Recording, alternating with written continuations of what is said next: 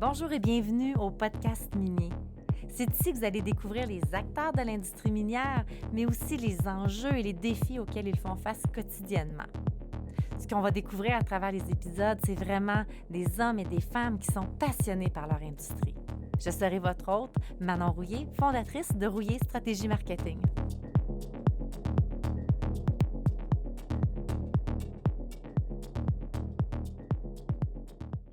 Aujourd'hui, j'accueille au podcast minier un client de longue date, Daniel Misiano, président de MBI Global. Bonjour Daniel, merci d'être là ce matin. Bonjour Manon, c'est un plaisir. J'ai dit de longue date, puis là, je me suis dit, je me lance-tu dans des années? Je me lance-tu dans, c'est-tu 5, 7, 7? Oh, je te dirais qu'on entame notre 8e année cette année. Ah bon!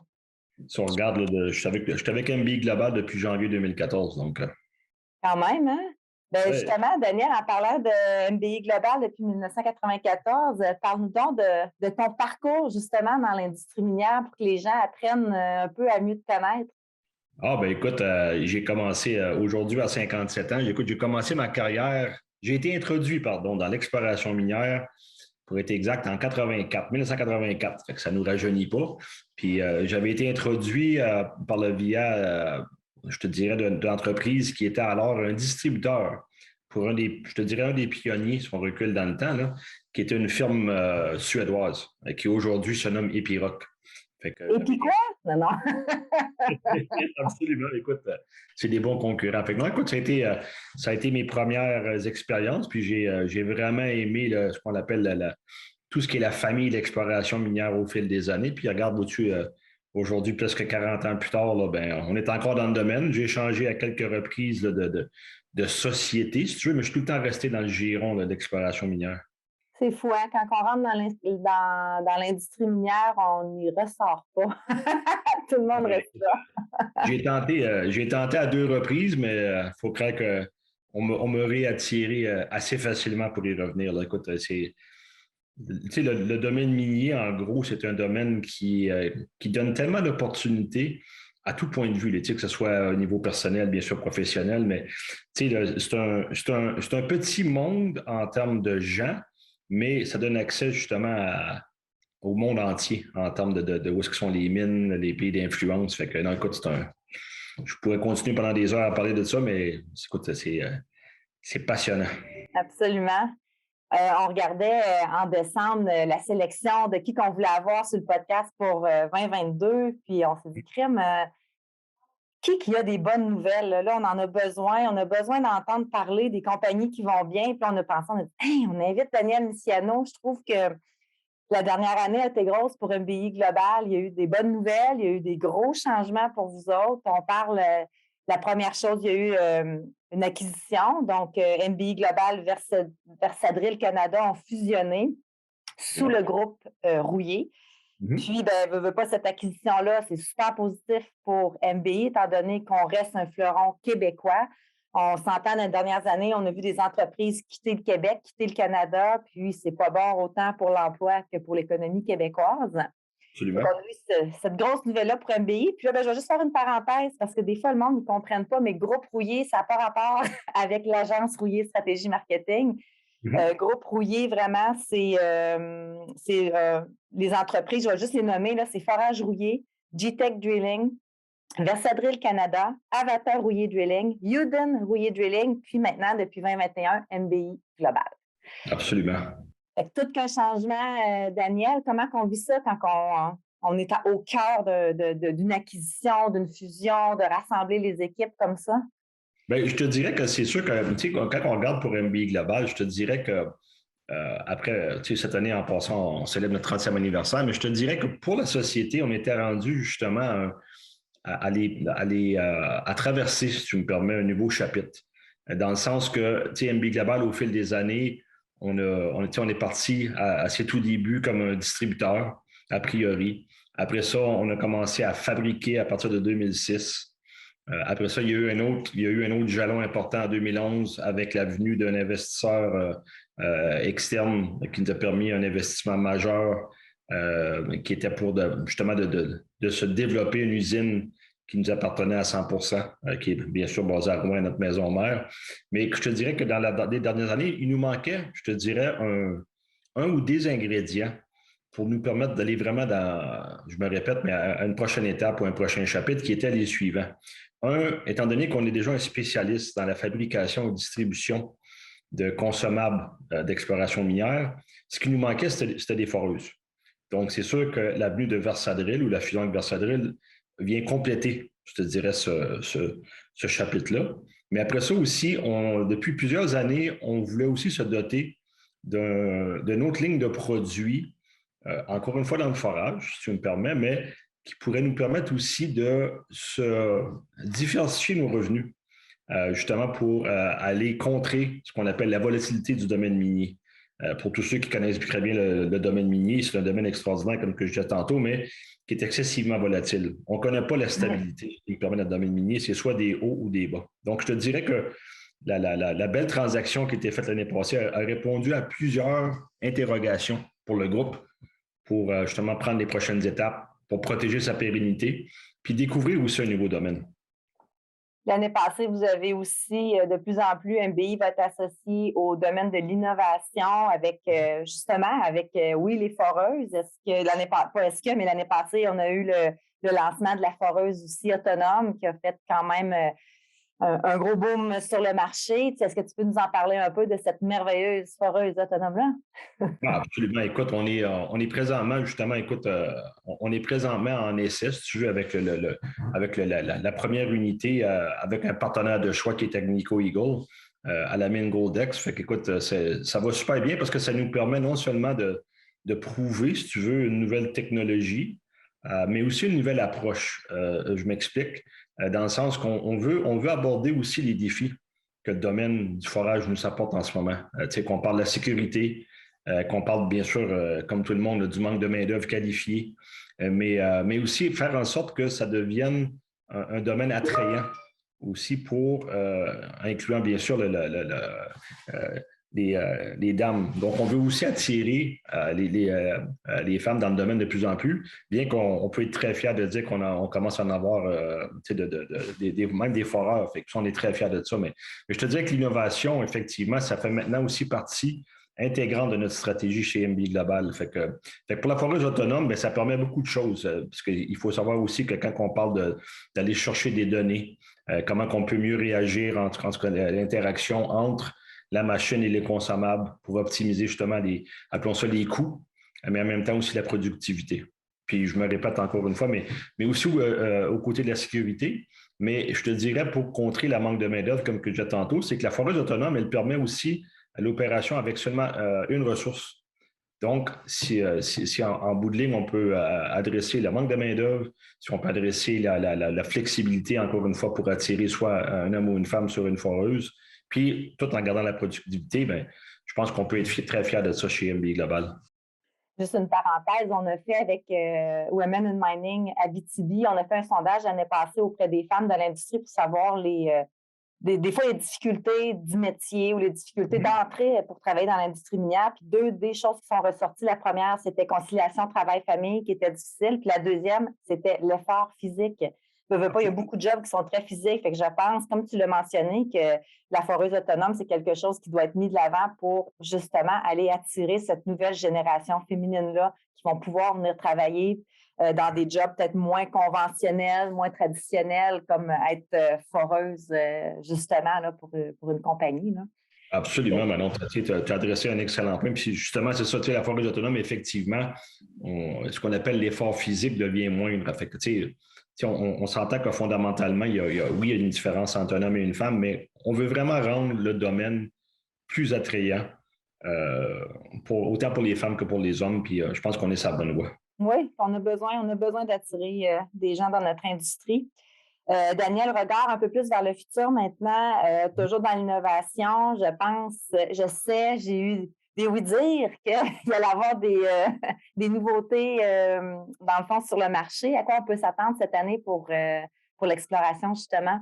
Ben, dans l'exploration, encore une fois, on touche toujours à, quand on regarde la base de notre R&D, encore une fois, on parle de sécurité, on parle de productivité, on parle encore une fois, d'attirer, comme on disait tantôt, la gente féminine, autant aussi bien sûr que continuer à attirer aussi les hommes, mais en termes d'innovation, c'est qu'on veut continuer à regarder comment on peut faciliter, si tu veux, ce qu'on appelle non seulement l'accès à une foreuse, mais on veut aussi, surtout la sécurité. Fait qu'au moment où on se parle, on est à travailler, entre autres, sur un projet de manipulateur à tige qui va permettre, encore une fois, de bien cadrer tout l'aspect sécurité qu'on nous demande, non seulement par l'industrie, mais aussi avec nos partenaires, les sociétés minières, on s'entend. Encore une fois, on travaille là-dessus. On veut continuer, bien sûr, à travailler sur d'autres versions sur la foreuse autonome. On travaille aussi sur un nouveau modèle de foreuse qui est une foreuse mobile. Donc, c'est une foreuse qui va pouvoir aller dans des endroits un peu plus restreints, je te dirais dans certains, mais je te dirais encore plus important que ça, mis à part appelons ça les espaces restreints, c'est aussi de devenir un peu plus autonome, si tu veux, dans les mines qui sont déjà en exploitation. Ça veut dire qu'en quelque sorte, tu sais, ce qu'on appelle historiquement, une foreuse va rentrer, exemple, dans une mine souterraine, mais souvent, elle va être à la merci de ce qu'on appelle l'équipe de production minière, donc le client, pour exemple, mobiliser la foreuse. Donc, avec un partenaire de choix à Val-d'Or, on a développé appelons ça un cadre qui permet d'installer une foreuse sur une unité mobile. Donc, justement, on va commencer à faire la commercialisation dans les prochains mois de cette nouveauté-là. Fait beaucoup de nouveautés et innovations. On s'entend chez MB Global qui va porter surtout, je te dirais, dans les prochaines années sur les foreuses, mais aussi voir qu'est-ce qui est le lien avec les consommables. Encore une fois, c'est aussi un très bon avantage maintenant d'avoir toute la famille de produits. Donc, on veut vraiment comprendre ce qu'on appelle l'impact lorsqu'on innove, soit du côté des foreuses ou des consommables, comment est-ce qu'un affecte l'autre. Daniel, tu t'impliques beaucoup dans l'industrie minière. D'ailleurs, tu es le président le président du conseil d'administration de 48e Nord. Tu es aussi impliqué dans la cohorte de MISA afin de réduire le temps de la production minière, comme en anglais on dit Reduce Time to Mining. On sait que ça prend 7 ans avant qu'une minière d'or voit l'extraction de son minerai. C'est quoi? On en entend souvent parler, puis on se dit, OK, fait que là, MISA a fait cette cohorte-là, MBI Global fait partie de la cohorte. Quelle est votre implication dans ce processus-là? Bien, tu vois, pour nous, tu me permets, quand tu reviens un peu les chiffres qui ont été énumérés tantôt, là, en ce qui a trait à partir de la géophysique jusqu'à extraire le minerai, là, on s'entend que les chiffres qui ont été énumérés, c'est juste une moyenne, puis ça dépend du minerai, et ainsi de suite. Mais l'implication des MBI Global, c'est parce que nous, on fait partie de ce qu'on appelle la chaîne on peut appeler ça chaîne d'approvisionnement, si tu me permets, qui se rend jusqu'à la production d'une mine. Donc, exemple, on peut commencer, ce qu'on appelle l'historique, c'est que tu as le géophysique qui pourrait mener, qui mène plus souvent qu'autrement des fois à des programmes de forage par une société minière qui, a priori, avait fait un claim sur une propriété. Mais tout le cheminement, c'est que nous, MBI Global, on veut essayer de trouver des moyens avec tous les partenaires qui vont mener à la production minière. Comment est-ce que nous, justement, on peut, accélérer le processus qui va permettre de prendre des décisions plus rapidement? Parce qu'il ne faut pas oublier en bout de ligne que pour une société minière, elle doit répondre bien sûr à sa mission, mais elle doit répondre aussi à des actionnaires. Donc, plus souvent qu'autrement, on parle de retour sur investissement. Donc, nous, on veut vraiment faire partie d'une solution qui va permettre d'améliorer ce qu'on appelle, toujours en pensant à la sécurité, bien sûr, de tout son environnement, mais comment est-ce qu'on peut améliorer et réduire le temps pour justement qu'une mine entre en production? MBI Global, vous avez décidé de vous appeler MBI Global et non MBI Canada. Donc, ça veut sûrement dire que vous êtes un peu partout dans le monde. Vous avez des ambitions aussi d'ouvrir, je pense, d'autres bannières, d'autres bureaux. Comment qu'on s'y prend? Comment qu'on fait pour savoir, quelqu'un qui écoute, là, puis qui est justement, oui, il est en Amérique du Nord, mais il veut élargir là, son territoire. Comment qu'on s'y prend? Ben, je te dirais que dans le cas la stratégie d'MBI Global, elle s'est basée sur deux types de distribution, si tu me permets. Soit par ce qu'on appelle nos bannières. Encore une fois, là, auquel outil aujourd'hui, on peut dire qu'MBI Global, on a 6 bureaux, 6 bannières, donc bien sûr la maison mère, qui comprend l'usine des consommables, après ça l'usine de Forez à Val-d'Or, puis 4 bureaux de distribution. Donc, deux en Amérique du Sud, pardon, un au Pérou, un au Chili, Saskatoon et Val-d'Or. Mais tu as aussi le deuxième, appelons ça stratégie de distribution, c'est justement des distributeurs attitrés. Nonobstant que ce soit un ou l'autre, une des premières choses que nous, stratégiquement, qu'on regarde, c'est qu'on veut s'installer dans les pays ou dans les régions minières qui sont une influence pour un pays donné. Donc, si tu regardes aujourd'hui MBI Global, on exporte aujourd'hui dans 30 pays. On est physiquement présent dans 15 pays, soit par nos bureaux ou des distributeurs. Mais pour arriver à ce beau cheminement-là aujourd'hui pour MBI Global, tu as bien sûr ce qu'on appelle des études de marché. Tu as des études de marché pour regarder le potentiel. Encore une fois, pour nous, dans notre cas, c'est le potentiel du nombre de compagnies de forage qui existent dans un pays ou dans une région donnée, le nombre de mètres forés et ainsi de suite.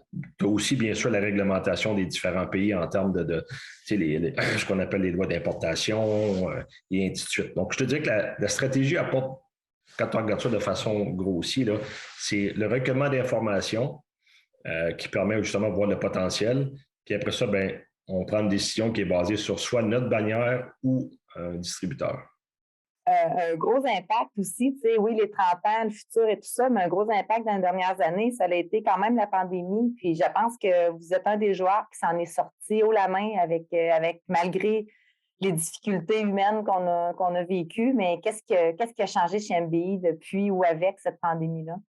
Bien, c'est sûr que la pandémie, elle a apporté un paquet de réflexions, mais a priori, nous autres, nos premiers réflexes, c'était bien sûr de comment est-ce qu'on va s'en sortir, parce qu'il n'y a pas personne qui savait il y a 2 ans vers où je s'en allait. Fait que je te dirais que, on voulait sécuriser la clientèle, et de 2 aussi, on voulait surtout sécuriser, pour sécuriser la clientèle, ça prend des bons employés. Fait que je te dirais qu'on a fait je crois, des bons changements à l'interne avec la superbe collaboration de nos employés qui a mené à continuer notre belle progression, puis qui continue encore aujourd'hui. Fait que je te dirais qu'on a fait des changements d'horaire, exemple, avec les employés qui permettent une plus grande flexibilité pour eux et pour l'entreprise.